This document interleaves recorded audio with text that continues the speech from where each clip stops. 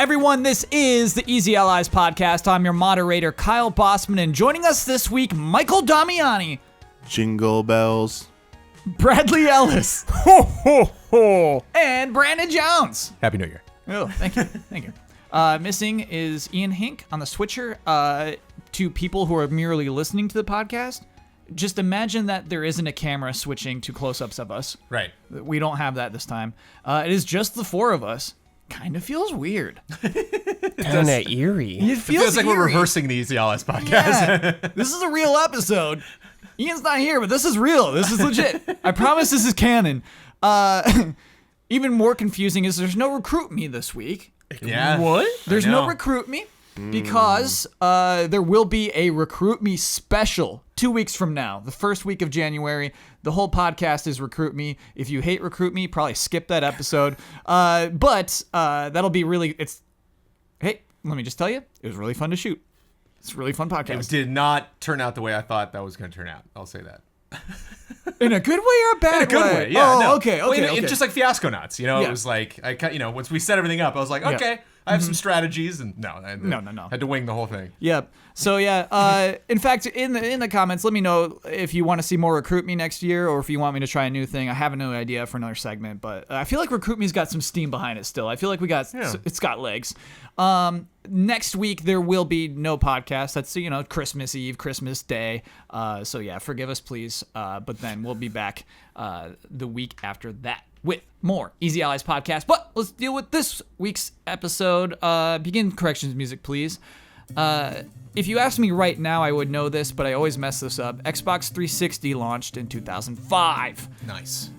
Lucy is of the Australopithecus afarensis species. And I nailed that. I said season pass when I meant battle pass. When I was talking about fighting games getting a season pass, I meant battle pass. I meant a battle royale style battle pass would be sick. And I would count on it for Mortal Kombat even. Oh, interesting. Yeah. Draft your tweets. Oh, this was a cool thing. This is not necessarily a correction, but yeah, actually it was new stuff. Yeah. So in that Crash Nitro-fueled trailer, it was showing tracks that weren't even in Crash Team Racing, but tracks that appeared in later Crash Racing games. Oh, that's cool. It's like a remix then. Oh, Yeah. so they're bringing in Cool. others. Yeah, I think that's cool. Someone else also told me something to know about that. 'Cause Okay. It wasn't anywhere in the trailer. They're apparently doing two versions of the game, like Collector's Edition, and it comes with nitrous oxide playable. Like, they confirmed that character is playable. The whole thing that character wasn't playable is like the rumor, the myth. Oh, is he the guy who's got the UFO? The huge one. Okay. They just casually, like in a press release, just announced it, and a few sites reported on it. It's not in their trailer anywhere. It's not even on their website. Collector's Edition only? So it is unlocked immediately if you buy the Collector's Edition, Oh. but it will be unlocked through normal progression means in the normal game. Oh, okay. You earned that. But they still confirmed he's in it. Wait, was that the Pop Fiction? Yes. Nice. Better go back and They were just like, redo it. it's, Yeah. it's here, just enjoy it. I love was that. like, It's okay. resolved. Yeah. Yeah, I like it when they do stuff like that. Mortal Kombat X had Goro as the pre-order bonus. That was not Mortal Kombat 9. Ninja Theory worked on Disney Infinity. It is Team Ninja who famously hates Disney Infinity. And corrections music, please. Famously? Famously, they hate it. Give me a quote. Toys to Life? No, yeah, like basically they'll interview Team Ninja and they'll say just like, yeah, it's offensively foolish that they would ever try to make a game like this. It's a bit. Yeah. It's like, didn't they put a game on Wii U? I thought it was a bit. I just love saying famously. Look, Right. I love putting famously in a sentence. Also, solid correction. Yeah, that was my bad. Oh, yeah. I got my ninjas mixed up. Sure. The person who gave that correction was real mean about it too. Oh, Wow. Jeez. Okay. Please be nice in your Yeah, no need to be mean. It's all corrections. What's up? I'm just, Oh, that was just I a enjoy genuine it. laughter. I like it. That was yeah. a chortle. Hey, we record this podcast on Tuesday nights. Most of the time, that bites us right in the butt. Every time. Yep. But it's been really working out for a few months because Tuesday has become NPD day, baby. Nice. NPDs happen on Tuesday. If you're not familiar, NPD is the research group who basically puts out on a monthly basis U.S. video game sales data. And it's so fun to go through these.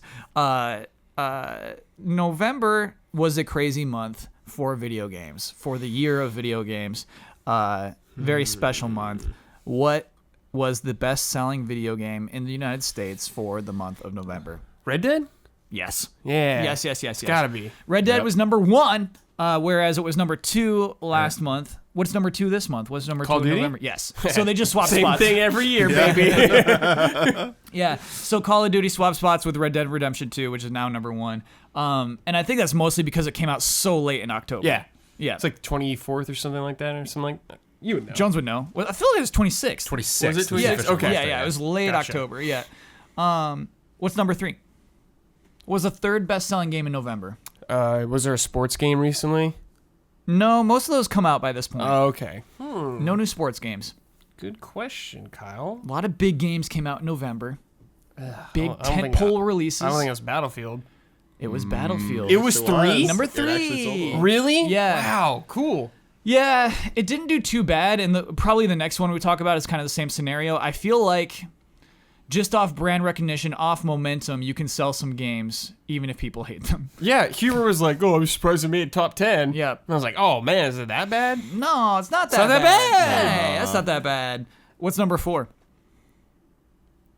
This was the game I was talking about. Just like sometimes brand recognition will take you so far, Oh, God. even if the game's Brand recognition. gutter I trash. don't remember what came out now. dude. Gutter tra- Oh, Fallout? Yes. Wow. Fallout's number 4. Oh, 70s. Yes. Oh, my God, dude. I'm So terrible that gutter trash was the Is gift. laughing all the way Oh, to the gutter bank. trash. The Fallout. That's so funny. Yeah, so Matt Piscatella, the guy who works for NPDs and does Yeah. tweets and makes videos and everything, he even said that that's the third best launch for a Fallout game, behind 4 and New Vegas. And these are only physical sales. There is no digital. Let me Right. triple check. I'm pretty Ooh, sure yep. Bethesda did not report the digital for these. You are completely right, Damiani. I mean, it's not just Bethesda. I don't think anyone reports digital for Yes. NPD. Yeah. No, a lot of people do.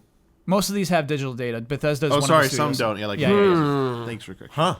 Huh. So yeah, that Sneaky. Despite all of the bad word of mouth, Fallout 76 number 4 on the NPDs of November. I mean, there's got to be, I don't know how big that percentage would be, but there's got to be a group that's like, I got to see this. You know, like wasn't planning on getting it. Yeah. Sure. And then it's like a movie. You know, you hear some movies just so terrible. You're like, okay, well, got to go now. Yeah. Venom sold how many in its opening weekend? Yeah. Let's go. We're going. I don't think that's the majority of Venom viewers though. You know what I mean? I think a lot of Venom viewers like really Sure. thought they were gonna go see a cool movie. Definitely not the majority, but Yeah. like, I just wonder how big that group is. Yeah. Yeah. Good on you, Fallout 76. It kind of bums me out. I kind of think that it was sold as a new Fallout game, and it's just the thing that makes me more angry and more angry that was a $60 game that launched there. It would be even higher with digital sales data. Last one. Number 5 and number 6 are the same game. For some reason, they're always Pokemon? separated. Yeah, just gave it Yep. Which one sold more? Eevee. Pikachu. Oh, nice. Yeah. Pikachu. Go for Pikachu's the underdog, but yeah. Yeah, I yeah, picked yeah. up Pikachu. Because sometimes silver sells more than gold. Yeah. You know? Sometimes it works out that way. Yeah.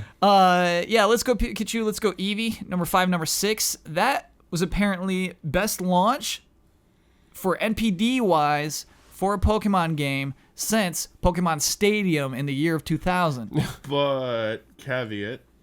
We're talking dollars made instead of copies sold. Oh, dollars. So because this was a $60 big boy, it only had to sell half as and much. You know, Pokemon to games are match like, up. what, usually 40 or 50? Oh, Something you're like right. They're normally 40. They're not $30 games. You're right. They're normally don't know. 40. Yeah. So yeah, it did. It didn't sell as well as a Pokemon game traditionally does. Well, it's not a traditional Pokemon game, I'd say. It isn't. It sold around where like X and Y did though, Oh, which is kind of okay. good. It's not bad, right? Hey, man, yeah. Yeah. Kind of hate X and Y. Oh. So still, what? You like X and Y? I thought you really liked X and Y. I'm surprised. No, I hate that game. Okay, I just remember when I was done with the review of that, and I finally told Kyle what I gave it. Kyle just looks over to me and gives me a thumbs up. He goes, like, agreeing with it. What would you give it? I gave it a 9, I think. Oh, I do not agree with a 9. So I don't want to go back in time now. We need to Damiani, get. you gave Pokemon X and Y a 9?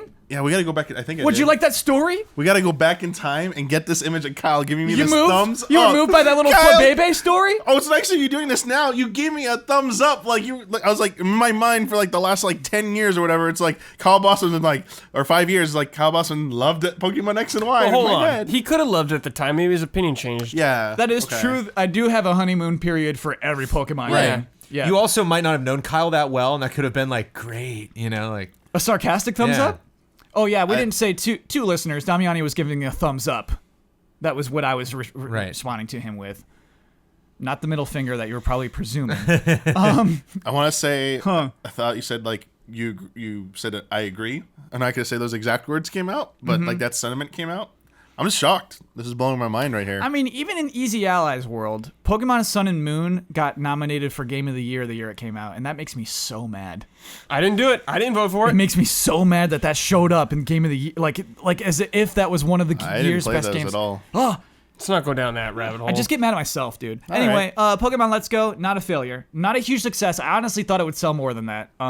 But still, sold well. Number 7.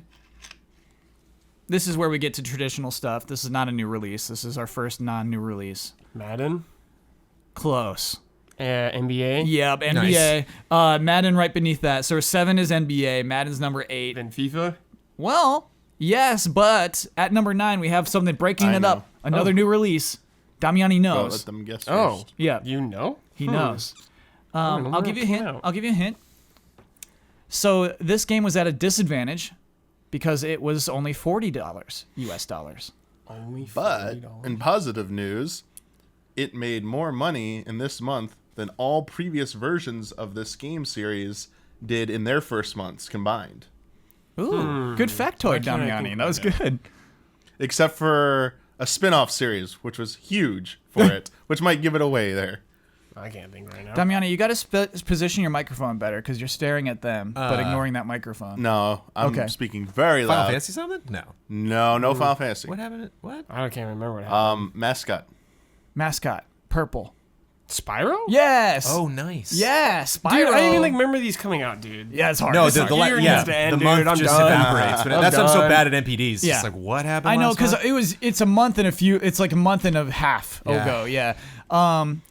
Damiani, great facts. Bring the facts on that. That was in the data NPD thing. Yeah. But yeah, I'm happy for Spyro. Cool. Again, I thought it would actually do better than that. I thought it'd be more comparable to where Crash was. But I mean, that was a brutal month. Didn't we have a? I don't know if we had a bet. I remember we were talking about that though. If Spyro would beat Crash. Yeah. I definitely. I remember because I was down on it. Do you remember? I was just like, no way, Spyro's more popular than Crash. I don't remember the stance I took. Yeah. I'd like to think I thought Well, Crash was better. Crash only but- came out on one platform Yeah, at originally. first. And Spyro was on multiple, right? Yep. Yeah. But Crash was still lighting up the charts. Oh, Crash, I think, is bigger. I think he is big. He's officially bigger now. But Spyro, that's a good collection. I really like those games. So yeah, number 10 was FIFA. Number 11, Assassin's Creed Odyssey. Oh. Got bumped out, but still doing Yeah, okay. still down. Super Mario Party, number 12. Of course, those aren't digital data, Yeah. digital sales. Oh, should have said the same for Pokemon Let's Go Eevee and Pikachu. No digital there. Marvel Spider-Man, number 13. Hey, keep it in there, dude. Still swinging. Yep.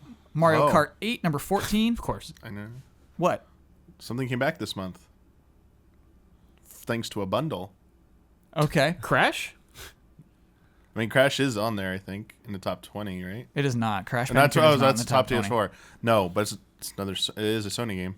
Just tell me, Damiani. Number 16, God of War. Nice. Oh, really? Yeah. Cool. Came back. But it's just above Wait, number it 17, got a bundle? Shadow of the Tomb Yeah, Raider. they got a bundle.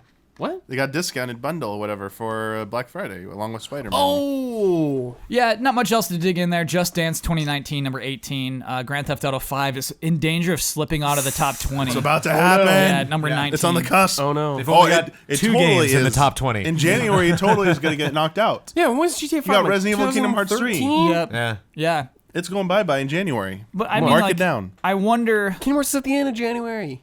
Doesn't matter. It's going to send 10 million copies in one day. It will. It'll right. definitely be Yeah, you're right. near the top 10 of that.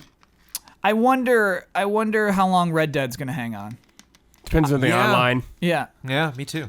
I don't think it'll have the longevity of GTA 5, I don't but think so either. it could be there all year. It could be. I think GTA 5 is least just 6 bigger months. still. Yeah. Name. Was there some part of you that was hoping that at some point GTA 5 would be higher than Red Dead Redemption 2? No still part of me charting? hoped for that. Okay. No part Especially of if me you hoped get for that. Well, maybe new not console hoping. next year? Wrong word. Hoping, but like It'll be in trouble. expecting to see that. Yeah, what was interesting is another thing that Matt Pescatella tried to make clear in his tweets is that while these software launches are huge successes, it's very top heavy. And so if the chart was more proportionate, you would see the number 1 and number 2 and number 3 selling games huge numbers, whereas maybe at number 10 it's not even close to where the people at top are. And so I think that's interesting. I'd love more data. I'd love for everybody to just be open about how much money they're making. They won't. But yeah, I do. It's interesting. I think that was an interesting fact. So it's hard to be like, oh, good for you, Spyro number 9, when we have no idea what number 9 means. Yeah. We can still congratulate it Yes. to the best of our knowledge. Mm-hmm. Seems good. It seems, hey, that seems good. Seems good. It's not bad. Ain't bad. Yeah, it was a really good month for hardware. Oh, yeah. I think the first year ever we had 3 consoles sell over 1 million units. Wow. Yeah, All for right. the first time in history, Go 3 video console games. platforms achieved more than 1 million units sold. So it's like the era of Xbox, GameCube, and PlayStation 2, but they're all doing extremely well. Yeah. It's pretty cool. I'm Yeah. pretty stoked Not on as that. big of a gap, probably. Yeah. Software, yeah, just super high. Yeah, so NPDs this month, again, just kind of good news. Nothing too shocking there. Call of Duty Black Ops 4 is still the best-selling game of the year. Yeah. And so, like, what we'll get next month is will Red Dead overtake it? That's like the closest race. Pretty tight, apparently. And also, I guess there's a close race of Switch to PlayStation 4. It might come down to PlayStation 4 units, Switch dollars. That was really weird to me when I read that, Kyle. Yeah, because PS4s are cheaper than Switches Well, now. The base model, I guess, was for the Yeah. month, but the pros definitely are not cheaper. So it sounds like a lot more people are buying the base unit PlayStation 4. Yeah. And that's how you're getting that to happen because, it's $200 was the cheapest you get a normal PlayStation 4? Whoa, on Black Friday that was $200. Wasn't it $199? Wow. Oh, 'Cause man. It was either $299 because it was $399 for the Pro and Xbox One. Well, X Pro was cheaper than Xbox One X, wasn't it? I have no idea, dude. I don't know. I don't pay buy attention to those I don't sales. buy new consoles Well, the anymore. I have them Xbox all. One X is usually 500, and the Pro is usually 400. Yeah, so $399. So they dropped down $100 If each. I Xbox think. dropped, okay. Yeah. Okay. And then the base model either was bundle of stuff or dropped $100 too. okay. So Yeah. that's I think it was Switch I did think not it was drop. $250 with Spider-Man. I think that was huge. I think that was Yeah, really, that's like, the deal crazy. you could get. Awesome. It's not a lot of people bought that Facebook deal Switch then. Apparently it was on sale for like $179. But For no, just a I'm not Switch? buying a thing Yeah, off who Facebook, dude. deals? No. Facebook TV? There. Yeah. Ugh, stop this. Stop it, Zuck. You're doing weird stuff, Zuckerberg. We know you Stop are. it. We know you're being weird. I don't want you with my data. Yeah. I'm not putting a VR headset. Yeah, that's it. Nothing much more to add to that. Just a really cool month. Nothing shocking, but no bad news, which is really fun. Yeah, baby. I do want to talk about some bad news though. Okay. Cool. This is so unusual to me, and it's something that I'm always scared of. We got to talk about Blizzard canceling esports for Heroes of the Storm. This is strange because they're not canceling the game. There is going to be a small team that will continue to support the game, but there will be no more Heroes of the Storm tournaments. If you were a competitive Heroes of the Storm player, which if you're not familiar, it's a MOBA. It's a MOBA. Apparently, like a fairly unique MOBA as opposed to others. Suddenly, just one day, without warning, hey, tournament's off. You will no longer get paid by us to play this game. Right. Like Crazy. being Blizzard being involved in it. There might be people doing it like third party style, their own tournaments, but Blizzard's out. Right, which means that the money will be far, no far more, less. Like that's not going to be at like BlizzCon or anything anymore. It's weird. Yes. Yeah, and they're what they said is that they're going to move developers from that team to other games. Yeah.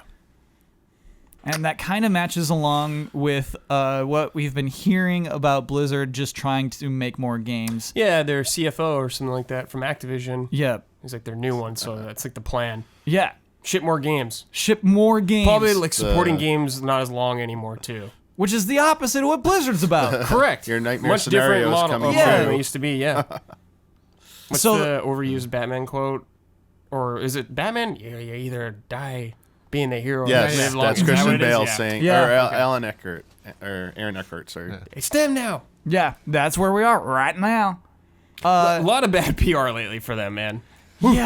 Yeah, and so A lot of people aren't happy with Blizzard right now. I think it's the kind of thing you have to do a year in advance. Like just for it's a stupid example. It's not even close, but I was just thinking about how much this bothers me. Where with the PlayStation Plus, where Sony was like, "Hey, we're gonna drop PS3 and Vita games, but." Just 14 months from now. And we're like, what? Just do it now. Yeah. Just do that now. So I think this is kind of like that thing. Like, hey, we're doing one more season.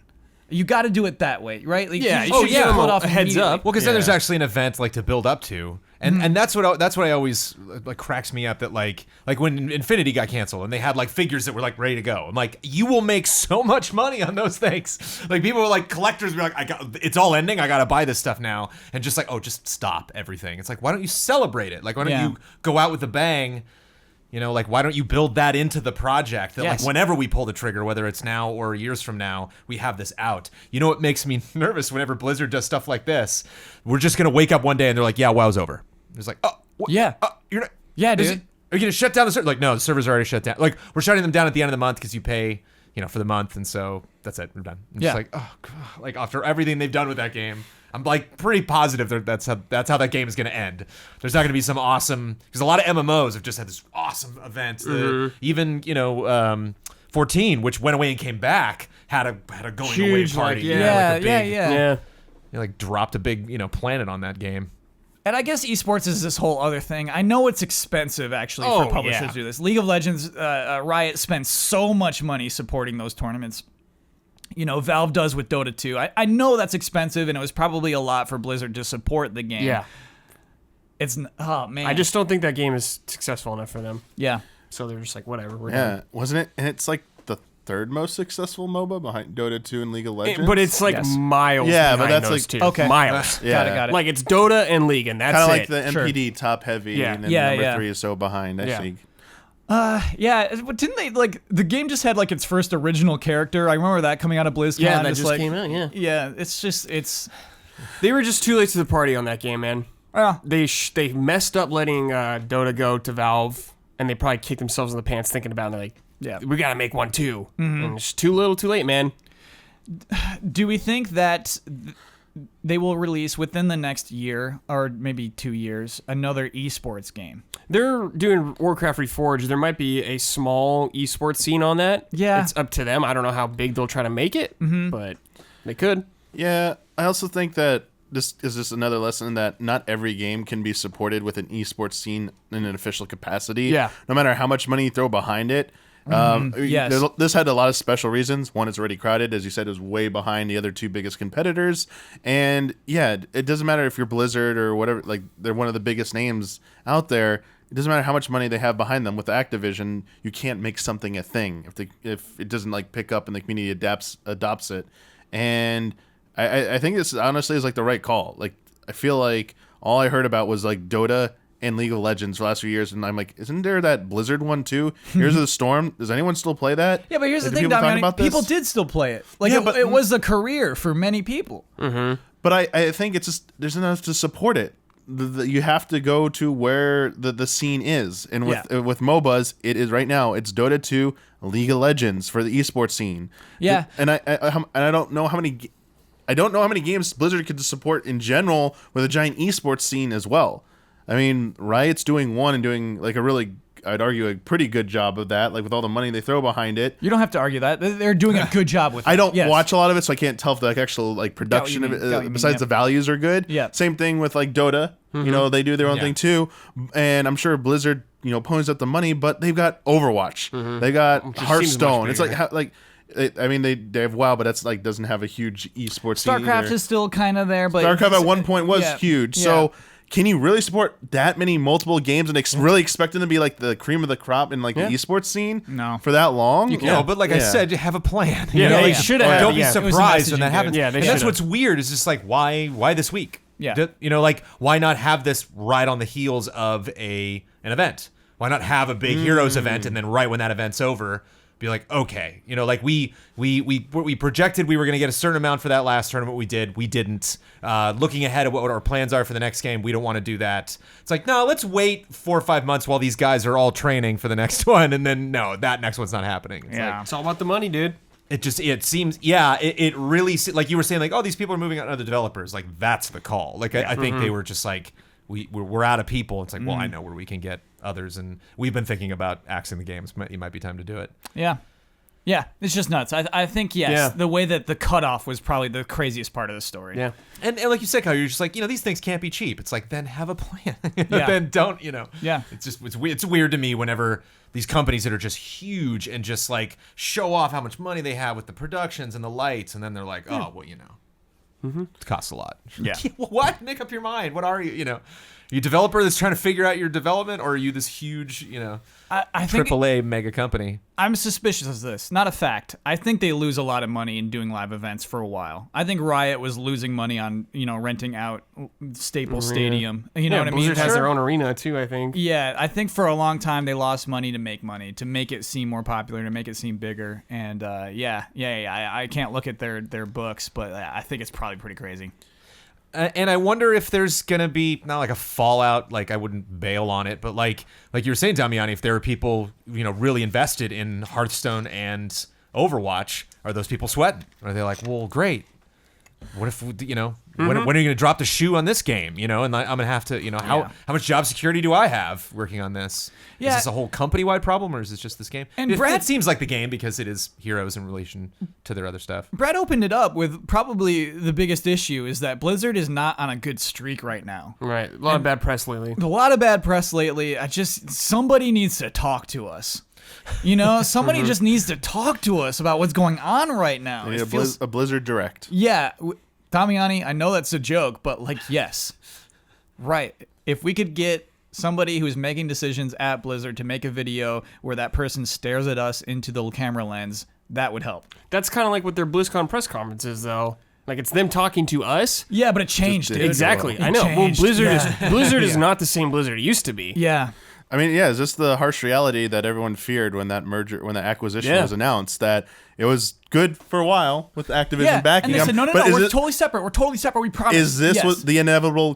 Where are we reaching the inevitable conclusion here that Activision is just gonna it's just tingling and crawling through them, and it's gonna take control of everything, and it's just like, sorry, the Blizzard you know is dead and gone. And I think that's a really easy assumption to make. But at the same time, it feel like Blizzard's trying to work away from that. Like, they're not coming out being like, no. Mm-hmm. You know, they're not trying to like assuage our fears. No. They're just I don't know, yeah. no, we're going to release this thing that not a lot of people want, and we're going to get rid of that thing that these people want. Sorry, dudes. No reason. I mean, their president resigned at BlizzCon. Their other one, too. Yeah. It's just like, yikes.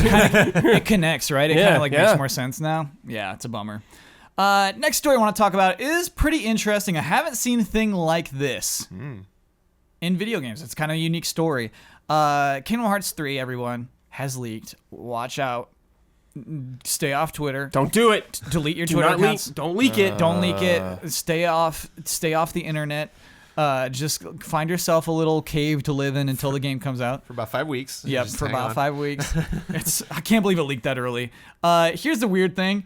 Tetsuya Nomura is kind of cool. He had a plan. I want to read you parts of his Had a plan, his John. No, I public do. press release. Yeah. I like this. He had the plan. This, Okay. this what you're about to read makes me love Nomura more than I have. We're aware that a small portion of Kingdom Hearts 3 has been circulating online before its official release. We are also aware as to how this all happened. Got him. That's so scary, dude. Got him, dude. We're sorry to see this cause concern among our fans who are excited to see the release. The whole team has been working together since yesterday night, Japan time, to investigate what we can do to better this situation. But first, we would like to ask that you do not share these videos. Here's the coolest part. The game's epilogue and secret movie, which are the biggest spoilers in this game, are planned to be released at a later date just in case, so they will not be shown before the game's release. That's They cool. took the power away from leakers. The extent. Yeah. the special secret movie. Apparently, they did announce or say in some statement previously that actually would be put into the game after. It wouldn't be on disc. Okay. I did see people talking about that, but no, I don't think anyone knew the ending was not on The disc epilogue, or they something said? like that. Epilogue, yeah. But like that, this if those are physical copies, that means the ending's not on there. It means they planned for this. Like they suspected this might happen and planned like let's just not put the ending on disc and patch it in day one to be safe, and it paid off. But Nomura saw into the future, baby. did. it's not just like being prophetic. Right. This has just been a trend this past year. It seems like this has been one of the worst years for like big leaks happening. Smash Bros. Smash Brothers Bros is a big one. Pokemon, like every Switch Yeah. game technically has leaked because of the system being hacked. People have found ways to get the game and run it digitally. But people are still physically selling the Oh, game. and that too, on top Yeah. of that. And like, Yeah. my question to you, Kyle Bossman, do you think Yeah. there is a solitary human being on planet Earth that was planning to leak Kingdom Hearts, read that, and was like, okay, Nomura, I won't do it? Oh, that second part of Yeah, like, where he's please like, don't share the please video. don't do it. Like, what? No. You know, I like that he's saying that message, but that's Yeah. like the sad truth. It's like nobody cares. Like people that are gonna leak this, like it doesn't matter. Like, But to give me me- a video of like Nomura just crying. The message is though, like, eh. I'm coming for you. I know who you are. I know done. what you did.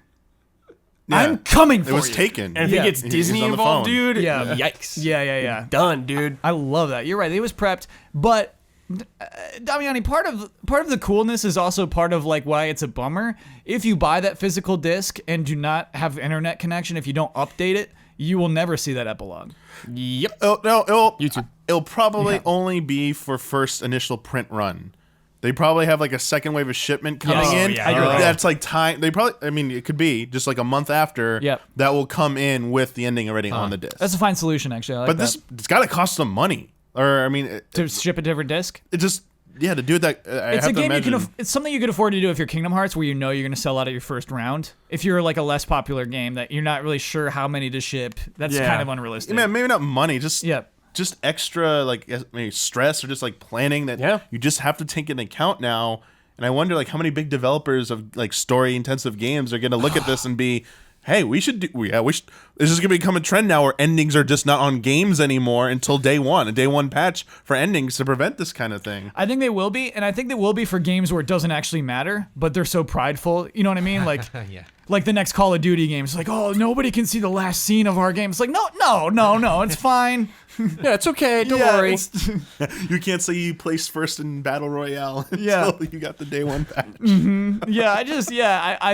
I think that this can't be the end of that unless Nomura finds everybody, unless he truly found them.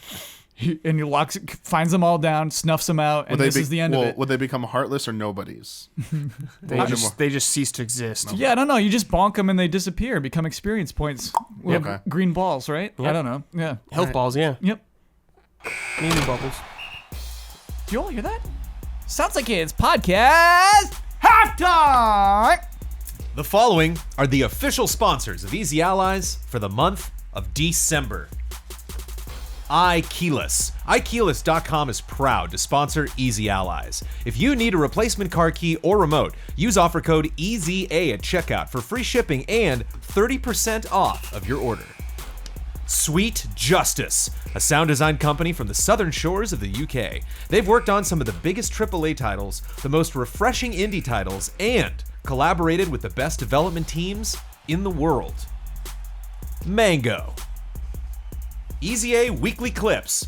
Do you miss the weekly Twitch clip compilations? Boy, do I have good news. They're back in a totally unofficial but still pretty cool capacity. Check out what Cell Splitter calls very good. Just look for EZA Weekly Clips on YouTube.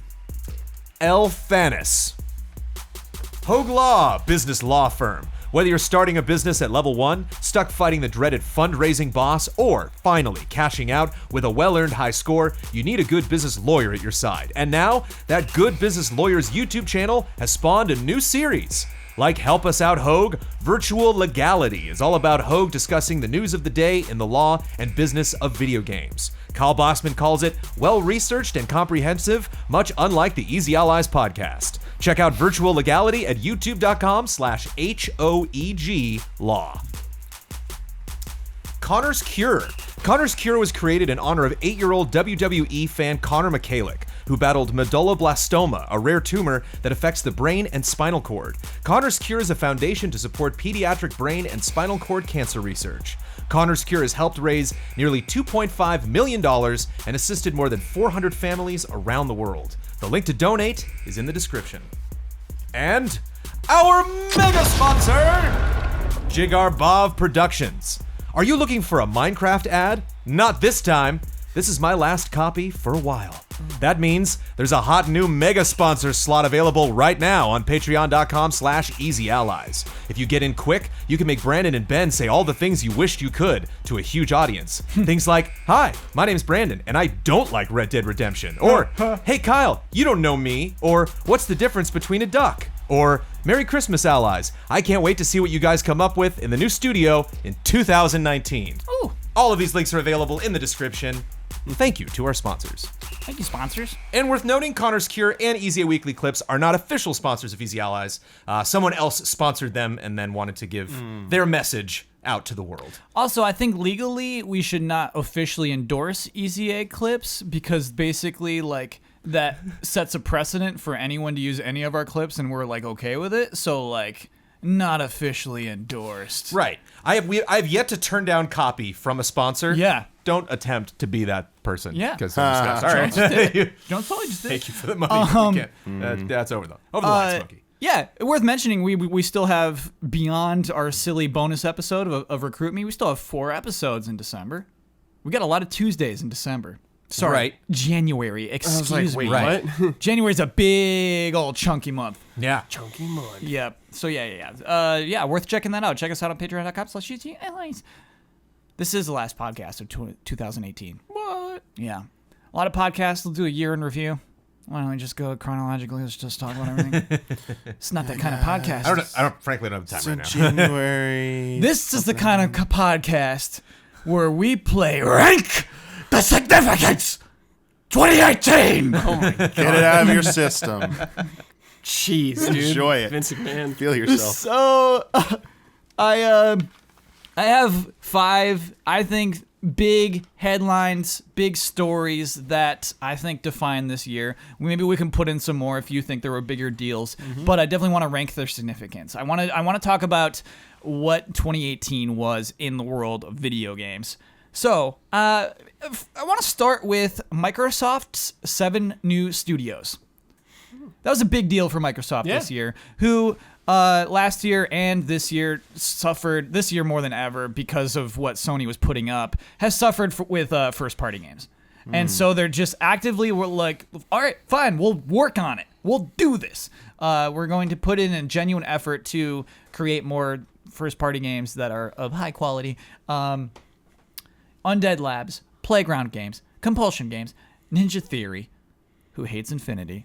No, they worked on Infinity. Ninja Theory's the Infinity. Careful. Careful. Close. No more mean comments. In Exile, Obsidian, and a brand new studio around here called The Initiative. I didn't even think about this till later, but is Outer World that game? Is Outer Worlds can be exclusive to Xbox and PC? No, that deal was ahead of time. It's multi-platform. They locked that down ahead of time. Got it. Yep. Yeah. So it's their next game. Yeah, Whatever's probably, after that. Yep. Interesting. Yeah, that was the one that was Take-Two. Yeah, I don't know. We'll get to ranking, but do you think that was a big deal this year? Do you think that's an actual huge effort? Will we be feeling this in the years to come? I think it's an effort for sure, dude. To get more games out there. Yeah, they're first-party games. Absolutely, it is. Yeah, they addressed the best way, I think, addressed one of the biggest criticisms leveraged against them probably the past year or two. Yeah. That their first party output has just not been matching up with Sony and Nintendo's, whether, that's true or not, it's a matter of opinion, but yeah, it was just shocked. So I was like, oh, they got it's gonna be like one new studio. They're like, no, we got a bunch. I'm like, okay, they're gonna be no names. Ninja Theory. I was like, oh, okay. Yeah, and then Ninja Theory was a big one, yes. Obsidian as well. I was like, okay, they're not messing around. They are really trying to fix this. Because it's not, they didn't steal those teams, it's not just like, yeah, I got this team. Like, that was a meeting. Yes. And Obsidian, and they were like, yes, this sounds exciting. Like, we do want to work, exclusively. We do want to create this next project. We have this project in mind. We don't necessarily have the funding for it, like, help us make this this thing a reality. And it's kind of nuts, this generation they shut down Lionhead, right? Like this generation they canceled a bunch of exclusive games from other studios. And to me, that's like the dark side of it. I really wanted to get that out of the back of my head when Phil was announcing all of these studios, because I was just like, man, there's so many. You're talking about a project that I don't even know of, whereas you've already shut down so many things, dragged out Crackdown longer than any game I can remember from this gen, just taking forever, and not really showing anything new every time Crackdown comes back up. Like at the Game Awards, you're just like, right, Terry Crews is in it, moving on. Yeah. To be fair, Dreams dragged out longer than Crackdown. It did, but it's not a sequel. This is a brand new thing, and there's no game like Dreams. Whereas like you can't.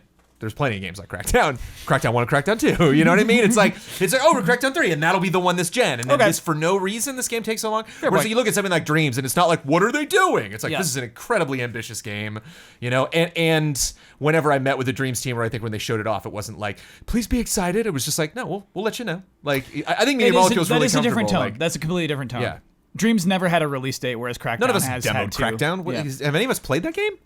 No, I don't think so. No. It wasn't You know what I playable mean? last year. It's a different. Well, we could have. Hey, if we were in Mexico City, we could have played the game. Okay, right. There we go. Fair point. We missed out on that one. But and I don't mean to be negative about this. It's just like I'm just worried. I just hope, because God, that would suck. I mean, I can't imagine happening for any of these teams to get this great opportunity and then have that not, go all the way through. But then again, I thought we were going to be playing Scalebound, so who knows? Scalebound. Yeah. That's a big one. Sony gives up on live shows. Yeah. So there's like three elements of this one. First, the most bizarre E3 presentation I've seen from Sony. Maybe any studio, right? Like we can make fun of Konami, but it was still kind of like people talking to an audience. They put on the craziest E3 show, went out of their way to do something different. Just budget. It felt like budget too. It felt like they spent a lot of money on this. It's just like, why? They overthought it. Brad, what's your recollection of what that was? Moving from room to room for like each game and like a lot of downtime. And like going back to a panel and them just talking about stuff. I forgot about that. It was just like, part, what is dude. this? They like switched over to like a regular old podcast while they were switching rooms. Yeah. It was just like so weird. Yeah. Weren't you there? I went to the party afterward, and the party was weird. Okay. Because we like wandered it, because I didn't realize, I was like, wow, this weird chapel that they're doing this first Last of Us part in. And then I like get to the chapel freezing. The AC cranked. So I'm just in there like, and then we like walk in, and I was like, oh my God, they built this actually. Like, so Naughty Dog built this environment, and then they were like, what's your trailer? Oh, it's in this church area. Well, let's build that thing, because we have all this money to spend on this event. And so we're in there, and I'm like, cool, let's go to the party. There's other people already at the party. Everyone that was at the press conference is now just milling around, drinking beer and talking to people. Like, I just want to go to that party. And they're like, no, they're going to do a presentation. You're locked in this room. You can't leave. I'm like, all right. So we're all just like, crammed in here, and then like lights go down, and like they just played the Last of Us gameplay thing again. And we're like, all right. And then they're like, and now you get to go on the same adventure the people at the press conference No did. way. So like you had to do the exact same thing? So we like go into the next part, and they're like, here's the Ghost of Tsushima. And I was like, get out of my way. Just get out of my way. And so they didn't like block us at that point. And I was just like, please, I just want to play Spider-Man. Get out of my way. Yeah. So it's like they really had like an idea. It's just like, it's like the kind of thing where like if you get, you go to some sushi places and you just like go to dip in the soy sauce, and they're like, no, it's not that one. No, that's perfect, Jones. And you're like, Yes. oh, okay. So I just didn't know. Like the way we're supposed to do this. So it's weird, to have them have the couch thing after PSX, and then this super weird press conference. Then they're like, we're out. And it's like, if you had gotten a really good reaction from Sony, would that have, from the audience for their E3 stuff, would that have changed their decision making and not coming back to E3 next year, or is it just numbers? Yeah, so we got to hit those next two things, Jones, I think individually, because there was no PSX this year. And it was just kind of announced late. It was announced after when they normally do announce PSX. It was announced like a couple of months before PSX, just like, hey, everybody, not happening this year. Look forward to announcements in 2019. And we assumed they were coming. I think this topic might look weird at the end of 2019, right? I think we might say, of course, at the end of 2019. We'll see. E3 is kind of inexplicable. I think they overthought it. I think they had some of the best games to show, and they just kind of like showed them in the weirdest possible ways. Because when you look at The Last of Us 2, when you look at Ghost of Tsushima, those games look excellent, and the presentations were excellent. Everything around it was so bizarre. But then, after that, this was last month's news. It was announced that Sony's not even going to E3 next year. That's big. That's pretty That feels big. big. Yeah. That's like 1 or 2 so far. Yeah, I still think, Kyle, I'm in the camp of. I mean, there's many options, many possibilities for this, but I'm in the camp that by the end of next year, it's all going to make sense what they were doing. Sure. I don't buy into this as a long-term switch for them. Okay. I know some people are arguing, they're going to be going to like doing their own things, maybe even direct style stuff. They're just changing their strategy. I think it just has to do with everything with the PS5 launch strategy and I think that's why things have been announced kind of like it feels sudden or like rug pulled out from under us because I think they're trying to nail their timing down, and they got to figure it out. And once they do, it's like, all right, okay, we got to make these announcements now, and people are just like, whoa, where'd this come from? Because we don't know Sony's full schedule. Yeah. And once we see it next year, that's my belief. Is that of course they did this event, but right after E3. So why would they go to E3 if like a month after they're doing a PS5 unveiling party or event or something like that? Why would they found out Microsoft's announcing their new console at E3? They're like, well, let Microsoft have E3. We're gonna do our own event and get like our own spotlight. Like, who knows? You know that I think that's what's gonna happen. I think they're going to be off E3 for 2 years. That's my guess. I really think they're off, dude. 2 years. 2 years. Okay. Wow. Yeah. Why 2? Maybe more. You know, I do think that I get the Damiani argument that it's just PS5 strictly. But I also get the impression that Sean Layden hates E3, doesn't think that the show is valuable, the best use of their Probably doesn't need money. anymore in the resources. Yeah, and so I can see them just like effing E3 forever. It's so weird to me though, Kyle, because E3 has become a public venue now. Yes. And its numbers are increasing. Yes. And on public days, it is a madhouse. They have all those consumers there. Right. That's what People Sean are Layden gonna was talking about. He hates that.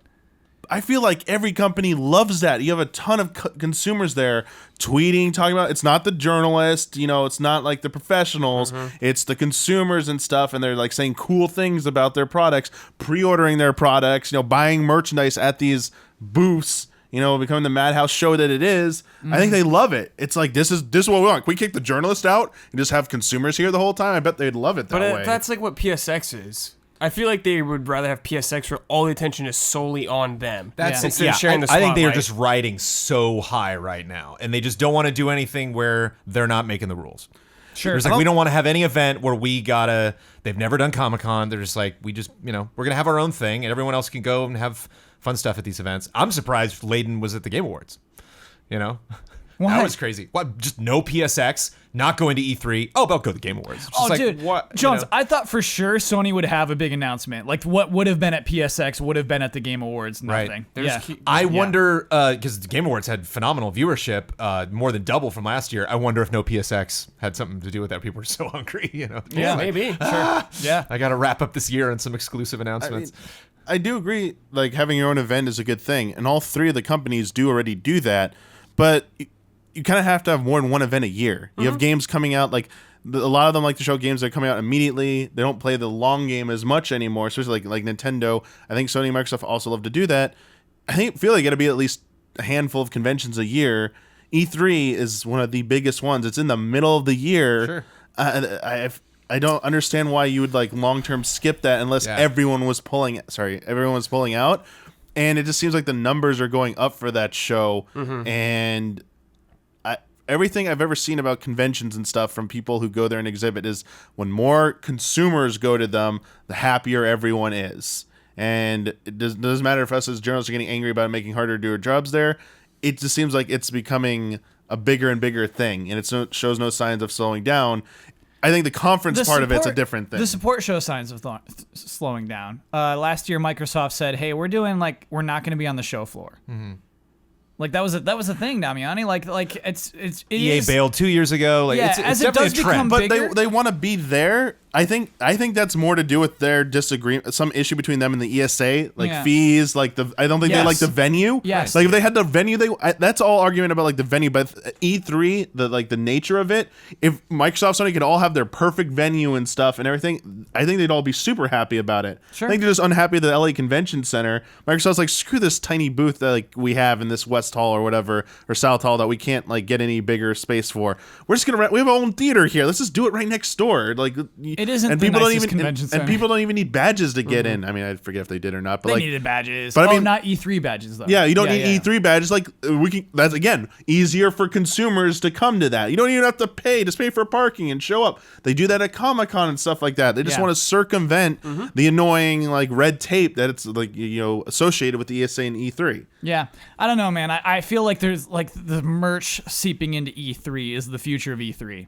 Like the Comic-Con stores where you Yeah, can buy totally. shirts and the stupid loot boxes and Totally. just like Oh, yeah. a weird controller.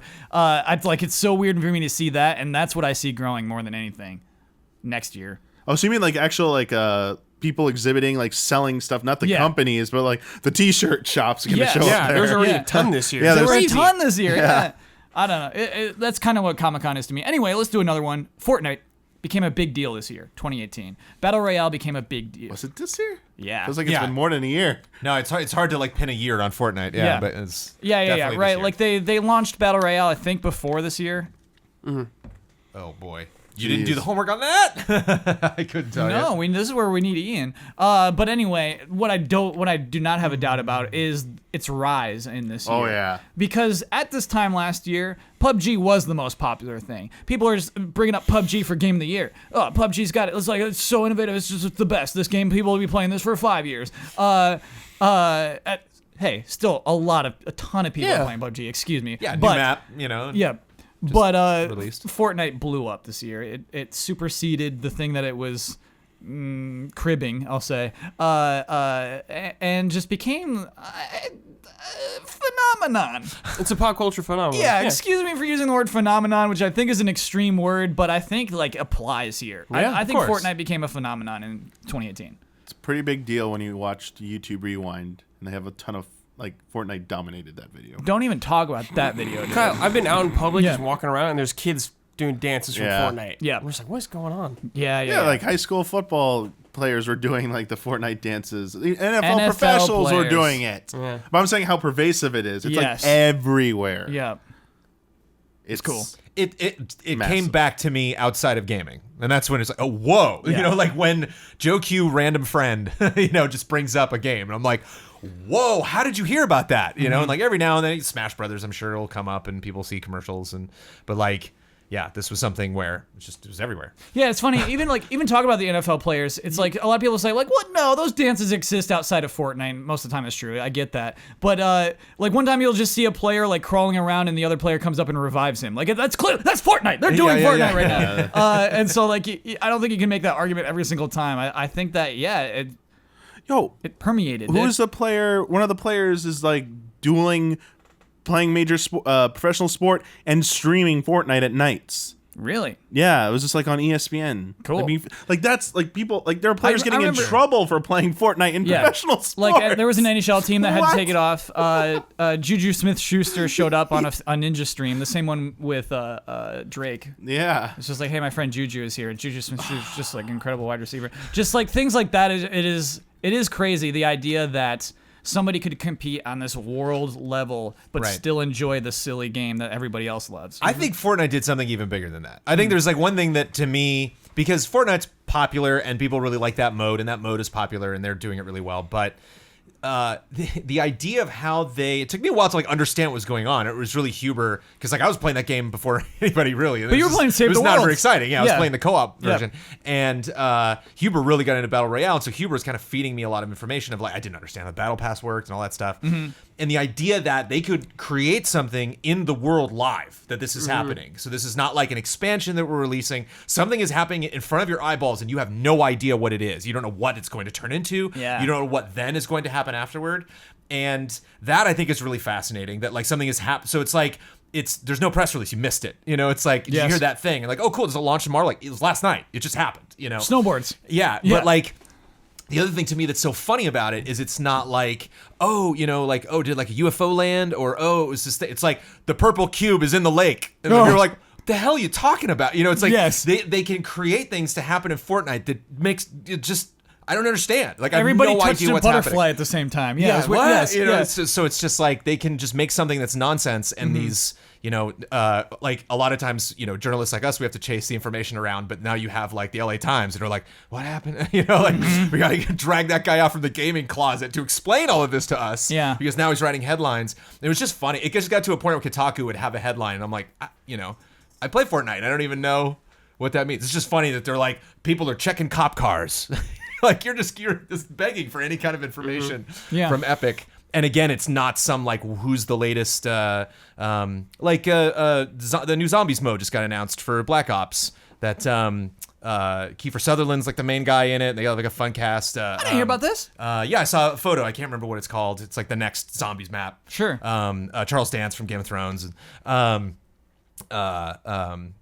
Tywin Lannister, and like that used to be the type of headline that would get press in the way that Fortnite does. Yes. And so you could understand it. You were like, oh, I can see what the theme is for that zombie map. I see the cast of actors I recognize. You have a date for it and a price, and I know when it's happening. I can get excited for it. And Fortnite's just like, boop, flying cow, and everyone's like, ah, you know, just freaking out. Yeah, And you would Thanos. think about like how much money it really cost. Like how expensive was Thanos really? You know, like how hard was it? I think he for was them to put that $0 in there. dude. Oh, you mean time? You know, yeah, and or like the cube and stuff. It's like Yeah. they're so good at developing their own game and adding stuff to it that it's just like they've totally minimized the cost of having a huge update and just completely maximized everyone just like frothing. Yeah. when something new happens. Will it last? Will we still be talking about this at the end of 2019? I think Epic's gonna fight hard. Like, I think even if some other big guns come up to challenge them, like they will. They launched a game service. Like Epic just has a lot of money to burn right now, and I think like do not threaten them as far as like, oh, you want us to beat you as far as with headlines, like we'll do it. Yeah, and it is surprising to me that Call of Duty was able to make its own battle royale mode that found its own space and made that game successful in its own way, without Kiefer Sutherland. Yeah. And it Before Kiefer Sutherland. yeah, and Fortnite like has a style but doesn't at the same time. It's got a style, dude. It's got a style, but you can throw NFL at it, and it's like great. yeah. No, it fits. You Yep. can put Thanos in there, and like sure, you know, like John Wick, and you're like great. Doesn't break it. Yeah. You know, you're like, well, they've jumped the shark now. They can't jump the possibly shark do it. every day. You know, it's crazy. Like, It's just wacky. yeah. It's cool. It's a huge deal. This one might be a small one, but to me this is one of the hugest surprises to me is when Telltale closed down this year.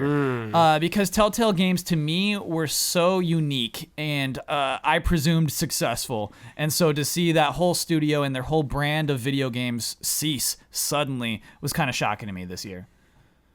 Yeah, from our perspective, it seemed like it came out of nowhere. Yeah. Sounds like some employees saw like the writing on the wall and stuff. It turns out they did. Yeah, like they knew it was coming, but yeah, if that never happened, it's like just shocking. Everyone thinks they're great. The cheap engine, they must be making so much money off these games. Yeah. Huge licenses. Yeah. But I guess that's what ended up, making them bite in the end was like too many licenses fees, and they just couldn't cover Too many games, too fast. Yeah, it did feel like I always thought they were expanding their teams to cover that and stuff, and it sounds like they weren't really doing that. And it's like, wait, if you're raking in more money and you're taking more licenses, aren't you going on a hiring spree to cover these? And you're not doing that? Oh, okay. This sounds like one of the textbook cases, one of the worst management teams there, basically, that mismanaged very, very horribly and led to their unfortunate downfall. Yeah. Yeah, to me it's like some comparison. I guess like MLB The Show. Suddenly that's not happening anymore, and it's like, what? That's the one game that everybody plays, and they're like, yeah, well, the studio's been having problems, and you just don't know. You know what I mean? Yeah. And that's just suddenly this whole game is gone. There's just this vacuum of that kind of game suddenly. That's what's weird about it to me, I guess. Timing also sucked because it was right before the Walking Dead final season too, Right. and that was in the question. middle of it. Yeah, after During it, episode 1, or 2 was 2 was coming 2 up because 3 Yeah. was in the showcase. Yeah, yeah. And we didn't know what was going to happen. Yeah. Are they going to finish this? So I'm gonna finish this. I presume no, but yeah, it turns out they're working hard to finish that. Which is Now we cool. know. Yeah. Yeah, that was to me pretty crazy. You know, like Capcom Vancouver shut down this year as well, but it wasn't as shocking. It wasn't as unique. Obviously, any studio closing is really, really sad. But to me, yeah, Telltale was of this whole different thing. Wolf Among Us Part 2, you know, was like so Announced. exciting that it was They coming. were working on that game. Yeah. Man. They had direction. There were no rumors. It was not a thing, you know, that we were concerned about. Like we were concerned about that company because of the engine and the games, and you know, are they doing too much? Yeah. But to have happened as suddenly as it did. Right. Like right now we have clues that Starbreeze might go under. Like I won't be surprised when that headline pops up. They're having issues, but yeah, I didn't see it that way. By the way, good luck to you, Starbreeze. Don't have any ill wishes. Finally, the last headline is a hard one for me to make, but it was another thing that I was surprised by, is just the amount of games that are like breaking records, the amount of games that are just becoming hugely successful beyond what we expected of them. I'm going to include Monster Hunter World in there, Capcom's best-selling game ever. Crazy. Ever since they started making games, this was the best-selling one. Yeah. God of War, at the time, best-selling Sony exclusive ever. Then Spider-Man came out and broke that dumb record. Smash Bros. What'd we say? Did you say 7 mil or did you say 5 mil? Almost 5 million in 11 days. In 11 days worldwide. And then Red Dead Redemption 2, just like boom, goodbye GTA 5. So just to me, I guess maybe this is the part of the generation we're sitting in, Sure, where just things just sell. Pretty The wild. end. Yeah. Everybody's ready. Always like Yeah. that. Yeah. I don't know how to make it a headline. To me, it's shocking. To me, that was something I wouldn't have expected at the beginning of this year. Well, the other thing too, why I hope it's a headline, is that you hope like gaming's bigger than ever. Yeah. Yeah. You know, that like not That's true. only do more people own consoles, but it's like that thing that I hope happens where it's just like all, you know, it's like no offense to that generation, but it's just like a lot of older people like, I don't understand games. Like, well, maybe someday and 40 years from now, you know, we'll be in our, 70s and 80s and be like, gaming's great. You know, and it's just like you have the whole span of human existence. It's like games, like we have no idea what that industry's going to look like. It's going to be crazy.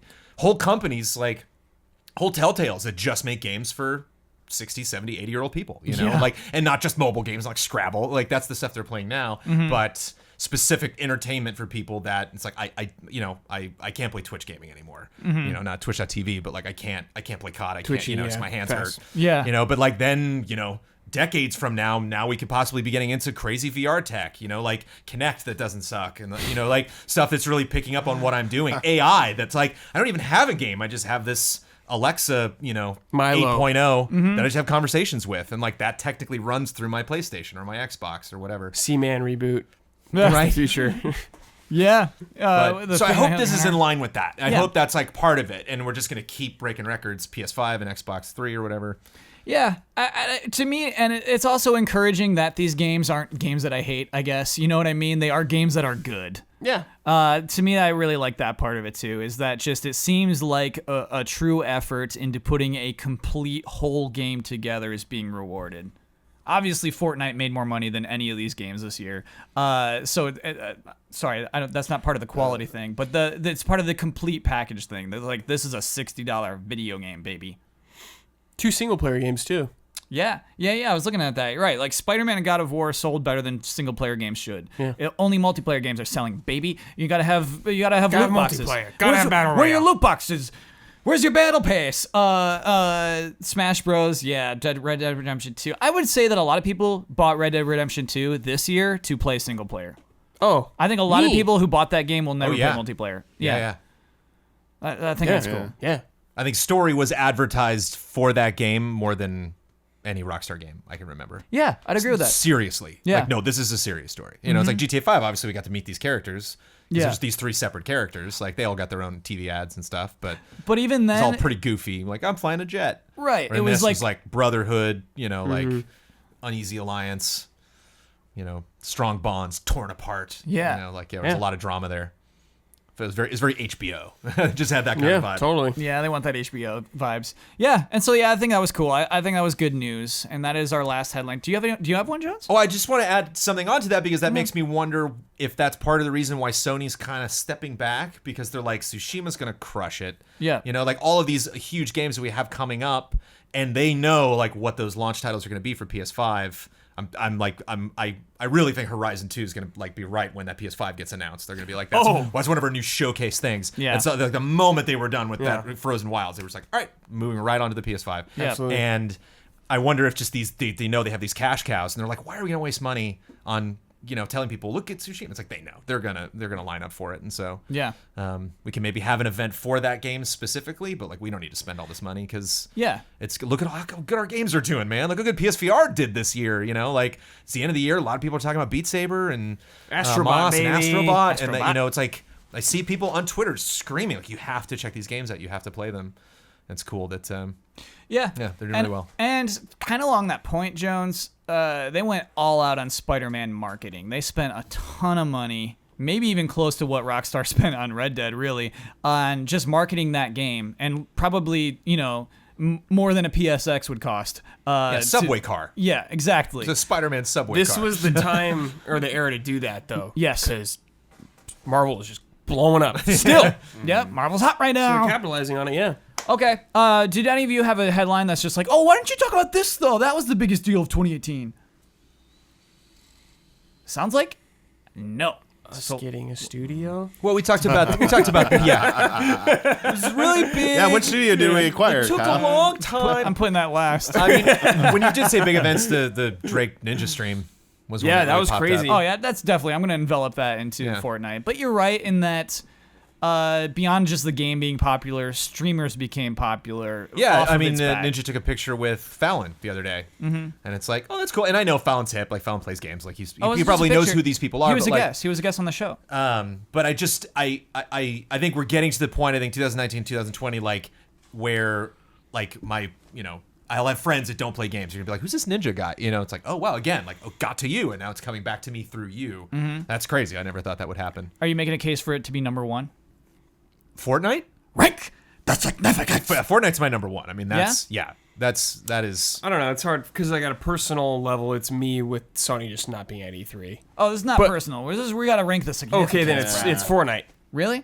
I just think it was just Fortnite's year. I just think Yeah. You know what? we're gonna try to remember what year that was. When it's Like- like 2029. Yeah. And we're like, hopefully, God willing, like Yeah. on this podcast still, or working in this industry, and we're like, what was that? Was that 19 or was that 18? It was like, no, it was 18. Yeah, like they were still around in 19 and 20, and maybe even Yeah. bigger than they are now. But like 18 was that year that every other game was like, how are they doing this? What? Yeah. What is this crazy model that they came up with for this game that just seems so trivial and silly when you first look at it? Like the kids are in kindergarten, like doing their dances, and like parents are furious. They're just like, look at these stupid kids. Yeah. And everyone's like, they're having fun. What do Yeah, you care? you know what? This isn't like a violent, I mean, yeah, there's guns and, explosions in it and It's not stuff, but it's gory just or like, this is anything. not, this is not really bad cartoony. for kids. Like, this is just a fun experience. The more you plop onto that, Jones, it's a clear number one to me. I totally agree. That is probably the most significant thing that happened in video games in 2018. What's number two? We have Sony giving up on live shows. We have Xbox acquiring and starting 7 studios, Telltale closing, and then the games just selling huge. Those games I did not expect to sell well, just selling bonkers, breaking records. Yeah, I think Sony could take a little, because I think it's Sony's kind of takes from that last one that you gave. Like, it's kind of the same thing, like the bigness of Sony and Sony backing out of these other things as kind of a show of strength. I mean, that's what I take it as. Oh. They're just like, oh yeah, we don't need sweating it. PSX. Like, what you do? Whoa. Like they did not do PSX. Like, oh, things are bad at Sony right now. They're clearly not. So it's like, oh, okay. Yeah, they're definitely Like we're not used going to it. E3. It's like, well, they don't need E3. That's how big Sony is right now. Like, yeah. So you think that's a big deal? I mean, it is historic. Like Sony's been with E3 for so long, so I see why that would like plick up. Yeah. Because I think one of the other things too is like I think back to gens, and like I think 360 owned the last gen, but like there were some really just diehard PS3 fans at the time. Like there were some conversations. I'm like, I'm not going to get into this. I'm a 360 guy, but like I'm not going to tell a PS3 person like they shouldn't be playing their console or tell them like all the issues I have with their exclusives or the controller or whatever. And this gen, like there's no question. Like Sony just ran off with it, you know. Yeah. And like I think that's kind of crazy. And just looking back at the history of from the back to the NES, the Sega and Nintendo, and there's all these great battles that we've had in the gen, and to go through a gen where it's like, yeah, it's not really a battle. Even Nintendo is kind of fighting their own battle. You know, it doesn't really seem like, you know, them making, you know, them with Minecraft, having it be on Switch and Xbox, and you know, seeing a Switch during an Xbox press conference. There's just a lot of really crazy like synergy and big business moves, and all of them were done to like try to just, you know, get a lasso around Sony, do something, slow them down, somehow. Okay, Damiani, do you agree that's number 2? Yeah, from the remaining ones, I think that's a big deal, and I think it's strict. The E3 poll is what pushes it over the top. Sure. It was 3 things. So boom, boom, boom. Yeah, if it was just like their E3 performance this year, the no PSX this year, because they've done many years without a PSX. They haven't been every single year. Right. That wouldn't have been too shocking. The E3 thing puts it over the top. Cool. And then I would do Xbox, Telltale, and then games. Games are on the bottom for me just because it's the trend of gens in general. Like, this is the year that they all sell. This is our 2007. Like Mass Effect 2, just selling crazy. I get what you mean, yeah. So it's a little more predictable than like, whoa, Telltale shut down? Like, whoa, Microsoft bought all those people? Yeah, not personally. I think Telltale shutting down is more shocking than Microsoft Studio acquisitions. I know Ninja Theory was out of nowhere, or not out of nowhere, but like a big name, and Obsidian was the rumor for a while, and they confirmed it was true. But Telltale is like just a studio having no signs outward that they're anywhere near that level of trouble, that they're going to shut down. This happening, historically we've always seen, company had a bad game. There was no bomb. We usually, everyone kind of sees the cycle of it happening, the sequence. Yeah. That didn't happen this time. This is like first time in a long time, if ever, I can remember this type of caliber thing happening. They weren't the biggest studio, but they were doing a lot of, you know, big name games with like big name licenses. They're kind of like duking it out with me, like which one really took the top spot for the third spot for this. Sure, and along with your point there, Damiani, I guess I should make it clear that like Undead Labs, Playground Games, Compulsion Games, we're already basically making exclusive games for Xbox, for Microsoft, right? You know, it kind of seemed like a formality of them picking them up. So I get your case there. Brad, where do you stand on which one's 3 or which one's 4? Xbox Studios or Telltale shutting down? I think Xbox getting those games probably. Like for me, like Telltale was making games all the time, but I never heard anyone really talking about them besides maybe Jones because it's Batman. And Huber. But that was it. Yeah. Like that's all I would hear from anybody. It's like, they're quietly making games, but I don't know how big they are anymore. Fair point, dude. Yeah. Like yes. Man, I played Batman this year. Love that game. Yeah. So good. Yeah. And they really just teed it up for season 3. Yeah. But one of the other things too about Telltale is I wonder if anyone that's not a consumer like us was shaken by that. I wonder if there were any studios that were like, ooh, just put a post-it note on the wall to remind us not to do that to our employees because that'll backfire on us. It's like, did any executives really get scorched by that? Like, is that going to carry with anyone that now they're going to move to another company? Like, well, I saw you mismanaged Telltale, or you were a part of that snafu. No, I don't think so. From my experience, that doesn't. Yeah. I think a bunch of people got screwed, and it's kind of the end of the story. People just keep screwing. They just keep screwing as they keep going. Okay, so this is our ranked significance of 2018. It goes first off, Fortnite. It's a big deal. Yep. Second, Sony giving up on live shows. Third, Microsoft acquiring 7 studios. Fourth, Telltale closing down. And fifth, big games selling big time, breaking records. That was rank the significance 2018. Now it's time for love and respect.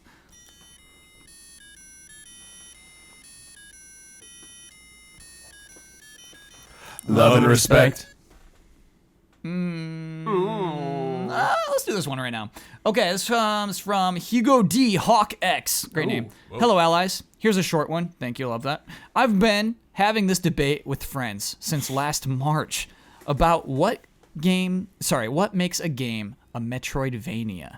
I personally think that the latest God of War and Tomb Raider reboot are Metroidvania, similar to Arkham Asylum, the first one. Do you guys agree? If not, what makes a game a Metroidvania in your eyes? Your eyes. Interconnected theme zones. Each zone has to have a very distinct theme, so you can tell we're getting particular right now. You tell you're in a completely different area. There are boss fights within each of those areas. There are multiple paths into each of those areas from the different previous zones. Yeah. At least like 2 entrances to each zone. Backtracking like crazy. Backtracking based on acquiring, you either hit a roadblock or you need to go back and get a power-up, or the use of power-ups is needed to traverse past certain barriers in the game. And that is the core design and gameplay focus of that game. Damiani, you nailed it. Over story, story is not, it is good to have a story in there, but it's not essential to that. Are there any 3D Metroidvanias? Metroid Prime. Prime, right? Yeah. I don't know if any of the 3D Castlevanias, the PS2 ones, kind of like that or no. I didn't play them. They were like you would load into Curse an of Darkness, area. Yeah. I would say Curse of Darkness kind of like, I feel like you go through it just more normal. What do you say, Kyle? Dark Souls is not a Castlevania or Metroidvania No, game, but they it just has have strong elements. Metroidvania elements. Yeah, they have elements. It's Yeah. like a lot of games have RPG elements, but you're not going to call it RPG. Yeah. The first Devil May Cry a tiny bit. I wouldn't call it that. Oh, sure, the castle. But then? yeah, like all going right. through that. Yeah. I mean, like Resident Evil. Yeah, you're like going through areas. yeah. You're like backtracking and stuff like that, but I wouldn't call that Metroidvania. Yeah, Metroidvania is, or sorry, Resident Evil is more like just get a key than it is like get an upgrade, get a new ability, you know? Like, yeah, I also think like boss fights are a very integral part of Metroidvanias. Boss fights, and there are boss fights in these games we described, especially the Dark Souls games, but like Resident Evil, a handful of boss fights are not always at like the end of an area or stuff. They could come at like any time, I feel like. Whereas in like a Metroidvania, each zone will have a boss fight, but it's not necessarily at the end of the like a linear path, essentially. Yeah. It's you can miss it completely or something. Yeah. And you have to like figure out a way to get it. It's also hard for me to label something, and this is just, I'm not putting this like in the official like lexicon, but like if a game doesn't have platforming, it's like a little weird to call it a Metroidvania, because like 90% of them have a very strong platforming component. You know, like you are gonna be dodging stuff. You know, like there's gonna be bosses that are a lot bigger than you. There's gonna be, because there's a lot of like, what's up there? You know, there's a lot of like, I can't get up there yet. I need that ability. I need to be able to climb up there or jump up there or have an animal that can throw me up there. Yeah, because So that's why I don't think Resident Evil is like, I just don't get that vibe, because it's right. so much more action focused. 2 games where it's like no question. Guacamelee 2, Hollow Knight, Metroidvania, easy. SteamWorld, kind of on the edge there a little bit. A little bit on the edge. SteamWorld, SteamWorld 1, I don't really think so. And 2, like, there's no reason in 2 to go back anywhere. You know, like... They do, just for pickups and things. Yeah, there's those things. But, like, you clear a room and you're done. Like, you're not going to, go And back there. there's a little enemies, icon that like, shows don't- that you cleared it. They respawn, but... God of War, I don't think you can call a Metroidvania game. You absolutely get abilities that let you explore areas further, but I don't think we can get away with it. Most of the exploration is kind of story driven. The way that the lake gets lower and lower, you know what I mean? I don't think it's really fair. I think to it's say an that one's important point, Metroidvania. Kyle. Actually, thinking about it more, like progress is not dictated by story whatsoever. It's dictated by mechanics, like items, and like overcoming like call it a puzzle or anything. What you say? Because I don't necessarily agree that it has to have like platforming in it. And you brought up a point, Jones, about like clearing out everything. Even in some of like, you know, there's backtracking in a lot of Metroidvania games. You don't, other than maybe 1 or 2 times, you don't like have to go back to an area.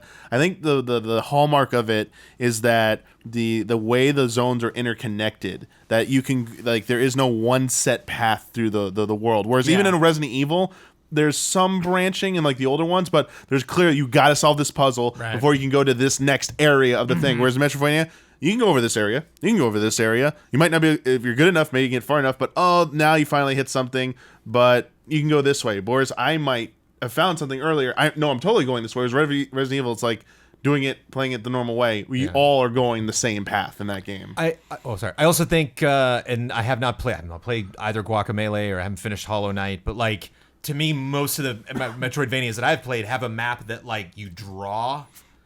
So like you can get into a room and like I can't see what's up there, it's like, but I'll get up there eventually. Whereas like God of War, like you unlock an area and boom, you're there. It's like you might not be able to get over there, but like you can still see everything. And Tomb Raider is closer, but still I would not classify it as Metroidvania. Tomb Raider has stuff you can go back to, like, oh, now I can like shoot. like Arkham also. Yeah. But it kind of rides the Arkham line. Asylum, I think you can give Metroidvania.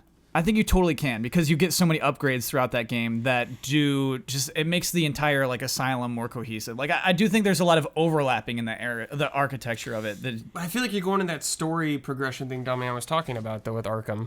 Like you're gonna run into the same cutscenes at the same time. Like you can't skip this boss that I'm aware of. Yeah. I haven't played in a long time, but you know what I mean? you can't I do really know what you mean. change up the order. Yeah. Right. Yeah. Because even the original one, Metroid, you can beat Ridley or you can fight Kraid first, depending on like what you do. Not recommended for most people, but that's like one of the hallmarks is beating things out of order. Yeah. And I think in a Metroidvania. Yeah, just whatever order you feel like. Yeah.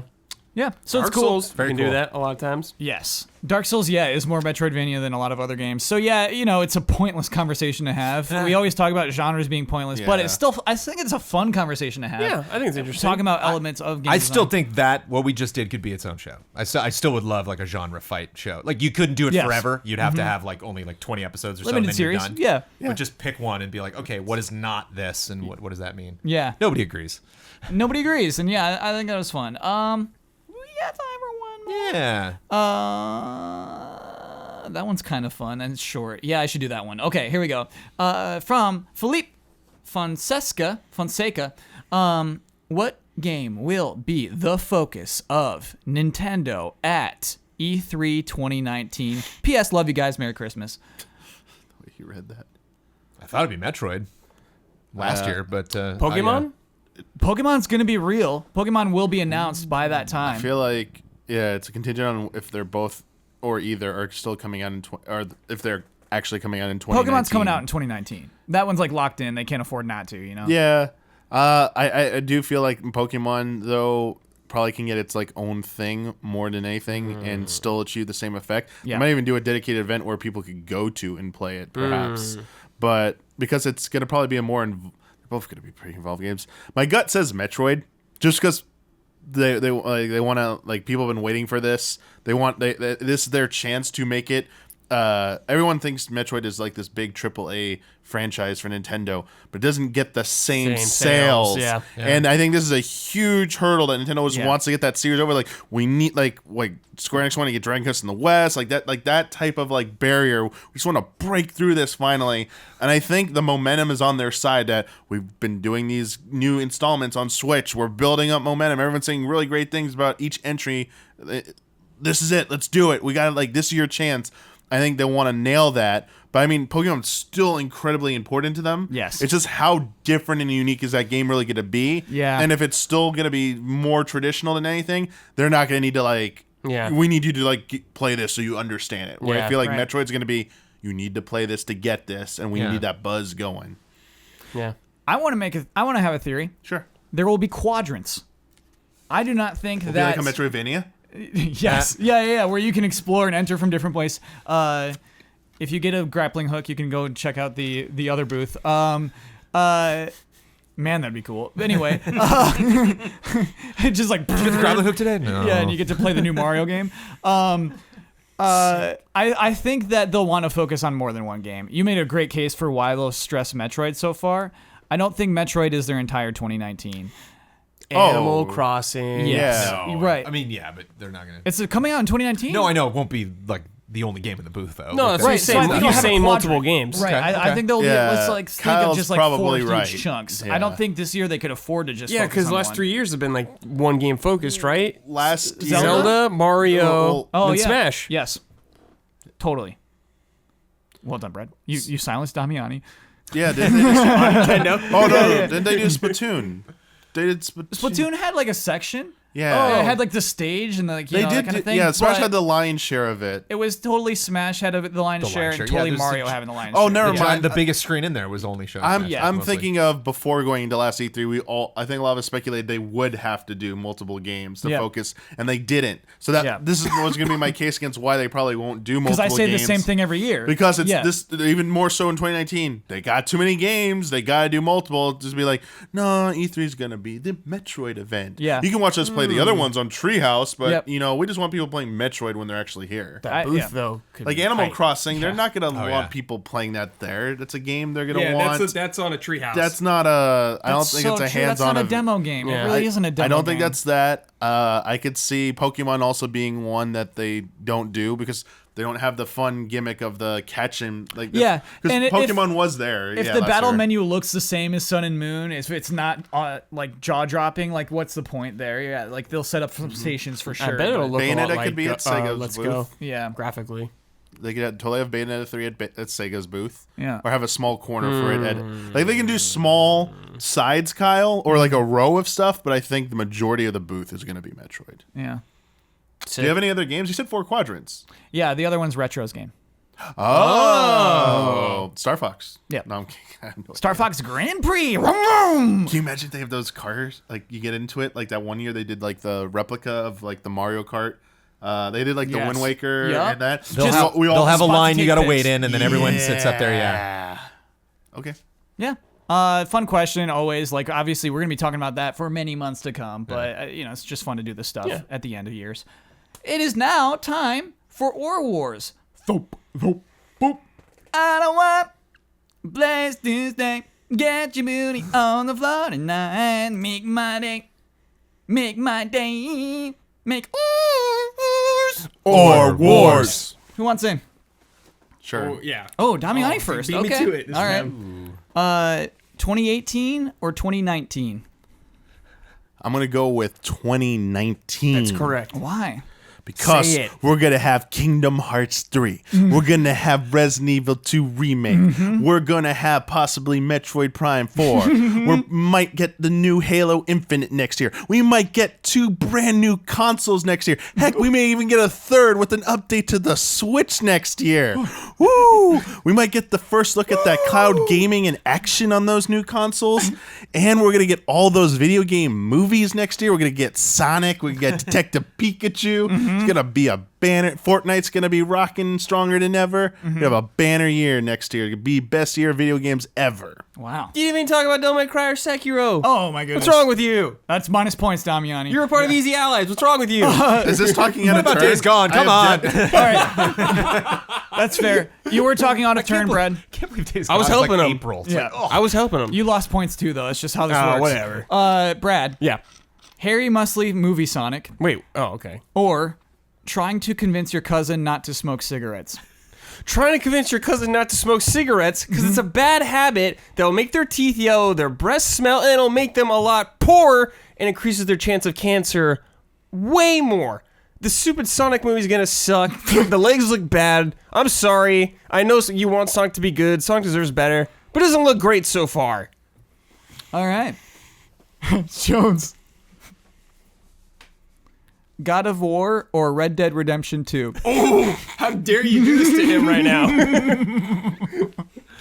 My best to the team for their phenomenal effort over at Sony Santa Monica. But I just love everything about it. What game? Red Dead Redemption 2. Oh. I love it so much. That's your why? That's my pure selfish. I'm taking that entirely, 100%. I'm owning that. I'm gonna lose it, ladies and gentlemen. I'm losing Ore Wars this week. We lost That points is how already, much I Jones. love Red Dead Redemption 2. No. You know I'm just what? I'm just so grateful for that. Oh, God, I just love it. grateful. It was tough. It was an emotional thing. Like when people were just so frustrated at that game, like I really had to step back and be like, it's fine. Just let them. If they hate it, that's fine. So many things that they're saying, like I not only do not dislike, I like, and so it's just like I just gotta. It's good. To each his own. All right, Jones, you know I'm what? bad at Smash Bros. We all got our games. My Christmas present to you is winning Ore Wars. You know, Brad's already won. He doesn't need another win. So you finally win Ore Wars. Pity win. Pity win, but he's talking about love. He goes for the heart, you know. You really get the impression Jones loves Red Dead Redemption 2. Yeah. Okay. Kyle, do you want to make a bet? Yeah. You know, I love making bets. If the Sonic movie is good, Mm-hmm. I will pat Damiani on the head 3 times. And if it's bad, you have to do it on stream. Well, Wait, but it's gonna be bad. Define bad. Are we talking tomato meters? Are we talking who decides bad? Your call. Tomato meter. Okay. Tomato meter? Okay. Yeah. Okay, so I want give me 60 tomato meter. Though. Oh, I was thinking 50, but okay. You want fresh or rotten? 60 or above. I want 60 or below. I have to pat Damiani the head. 60 or above, you have to pat him on the head. Okay. Damiani, by the way, are you okay with that? Sure. Okay. Hat is allowed. It's okay. Yeah. Hat Well, on. that's your call. If you want to do like true bet style, you Yeah. take the hat off. Are we talking 3 pats? Yes, Bump. three. Just 3. Yeah. Okay. And do we have to say anything as we pat? We have to call him a good boy. Okay. Damiani, are you okay with that? Wait, no, I think it just took a turn. Okay, all right. Damiani's not okay with that one. Okay. We'll call him a bad boy. That concludes Ore Wars. I don't want to blast this day. Get your booty on the floor tonight. Make my day. Make Or Wars. That was it. Last Ore Wars of the year. Once we pick up next year, we're going to be starting bets again. Back to Oh, yeah, Yeah. Kyle. Time to win again. Jones and I are going to be on a team. Oh, scared this time? Gorgeous Gorillas get to keep their name. That's right. Yep. Ian's joining your team in the next year. Ian's going to be part of the Gorgeous Gorillas. Okay. Right. Yeah. All right. And then that's pretty much it. Oh, and you will get the Poison Thumb. Cool. Yep. Jones, we got some work to do Why are you giving them poison thumb? because they won. You just feel bad. Oh, that's right. You get the Poison Thumb if That's you win right. too. Yeah. That is precedent. Okay. Am I ready? I want nobody to know what the poison. This Jones. I'm gonna do lots of bets training over the holidays. like Sharpen my skills. Dude, like studying for SATs, and it's just like everything I studied isn't on this test. Why did I study? Ugh. What was I studying? I can't even remember. Let me tell you about patreon.com/easyallies. That is where you would go if you'd like to support the Easy Allies, the people who make this podcast, the people who make those reviews, the wildly successful YouTube channel, the immensely popular Twitch channel. Look out, Fortnite. Look out, Fortnite. We're streaming weird old games. We're streaming Katamari. Just a lot to see. A lot. We do a lot of things, and so I think there's at least 2 things that we do that you will like. Just so many videos and so many personalities, so many different kinds of things. Check that out. People who give $5 or more to this Easy Allies Patreon, they get this podcast 2 days early. And they submit to Recruit Me, which is we'll see if that's around next year. But they also submit to Love and Respect. So check that out. That's it. Yeah. So I should talk about Recruit Me one more time, just so everybody's clear about what's happening programming wise. Next week, Christmas week, there will be no Easy Allies podcast. The week after that, January 2nd and January 4th, second for $5 patrons, 4th public. That will be the Recruit Me special. Hour and a half of us playing the most nonsense tabletop game you could imagine. Yeah, Bossman DMing. Yes. I was... Saddle up for that. Yes. Extremely fun. Then, the week after that, we will have the first podcast of 2019. The first Easy Allies podcast. Nice. Fresh podcast. One of my favorite things to do. Look forward to the 3 months ahead and just go through every game that is coming up. And we are going to be shocked by the games coming in January, February, and March. It's going to be... I'm going to be sweating. It's going to get really hot in here. I'm going to lose my voice, and I'm going to need 3 gallons of water to get through that. January alone. It's crazy. All right, Johns. You won Ore Wars. You get the responsibility to share your Twitter handle with the world. You get to promote any Easy Eyes video you would like to promote. You get the final word on anything you've disagreed with, want to reiterate, or just popped in your head. And you get to sign off with your trademark sign off. You can follow me at Trailer Jones. An oldie but a goodie now, but I would like to, if you haven't, I commend Ben Moore on his work on the Fallout 76 review. Good pick. I just think, yeah.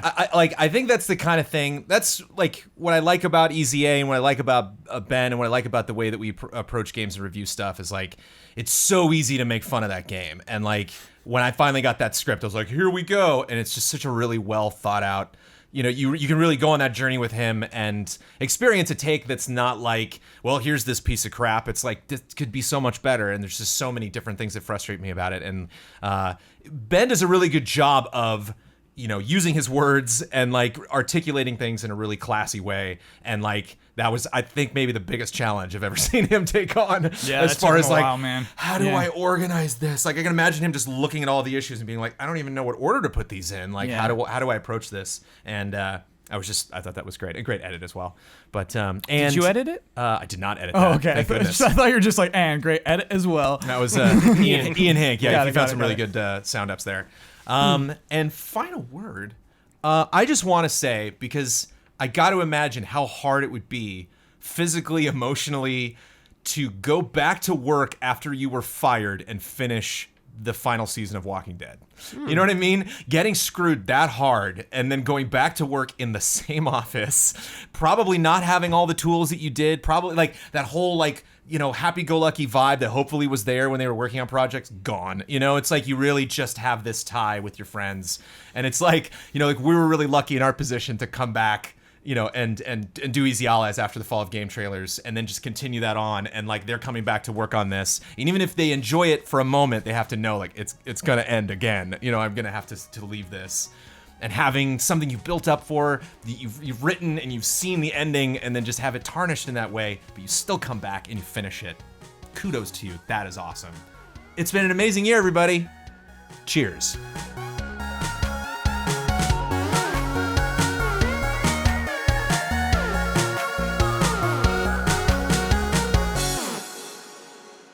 They have like this set number of times that they have to keep sneezing.